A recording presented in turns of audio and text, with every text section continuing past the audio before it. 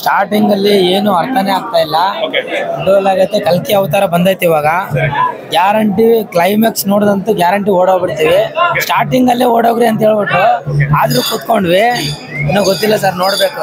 Excitement ಅಲ್ಲಿ ಇದೀವಿ, ಯಾವ ತರ ಐತೆ, ಏನು ನೆಕ್ಸ್ಟ್ ಏನೇನು ಅಂತ ನಾವು ಒಂಥರ ಊಹೆ ಮಾಡ್ಕೊಂತೀವಿ. ಅಲ್ಲಿ ಆಗ್ತಾ ಇರೋದೇ ಒಂಥರ ಆಗ್ತೈತೆ. ಆ ತರ ನಮ್ ಊಹೆ ಮಾಡ್ಕೊಳಕ್ ಚಾನ್ಸೇ ಇಲ್ಲ ಅಲ್ಲಿ. ನಾವ್ ಒಂಥರ ಅನ್ಕೊಂತೀವಿ ನೆಕ್ಸ್ಟ್ ಹಿಂಗ್ ಆಗ್ಬೋದು ಅಂತ, ಆ ತರ ಆಗ್ತಾನೆ ಇಲ್ಲ ಅಲ್ಲಿ.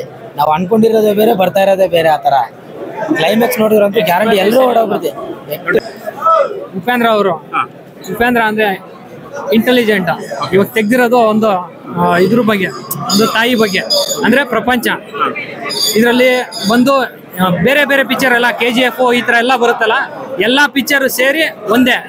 ಒಂದು ಎಜುಕೇಶನ್ ಇರ್ಬೋದು, ಒಂದು KGF ಮಾಫಿಯಾ ಇರ್ಬೋದು, ಮೆಡಿಸಿನ್ ಇರ್ಬೋದು, ಎಲ್ಲಾನು ಒಂದೇ ಪಿಕ್ಚರ್ ಅಲ್ಲಿ ಒಂದೇ ತಾಯಿನಲ್ಲಿ ತೋರಿಸ್ತಾ ಇದಾರೆ.